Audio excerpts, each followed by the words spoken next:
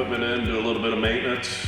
You know, like when it's nasty weather out, we'll come in here when it's raining and work on stuff in here that we can, you know, that big equipment you can unfold and stay out of the weather. Mostly it's just a storage building for the equipment to keep it out in the winter especially. I like the building because right now we're in here and there's no lights on. I mean, you can come in here during the daytime and you can see every corner. There's no dark spots. You know, like when you get into a pole building, you got a roof on it.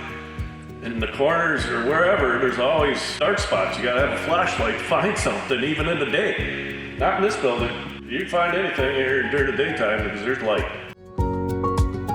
The overhead door at my combine, the buildings I had before, I couldn't, with the bin extensions in, they were too low to get in. And if I wanted to run it in at night, after we're done harvesting, to keep it out of the rain or whatever, I had to fold all the bins down or tarp it or whatever. It's just a pain, so that's why I got this big tall building, so I can just drive this thing in here and shut the key off and go home, you know, instead of spending another hour doing something, you know.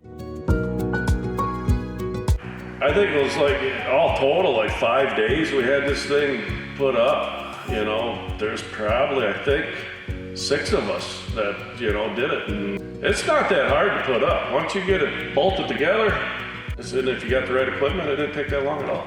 Easy, actually, I thought it was. It looked, when you get all the parts and boxes and pieces, and you think, oh boy, this looks hard. But the contacts that we were in contact with, they're really helpful. So they've walked us through our problems. It's a good building. I'd highly recommend if anybody's looking for a building like this. They're inexpensive compared to a pole barn. And like I said, I love it because the lights works out perfect. Awesome building.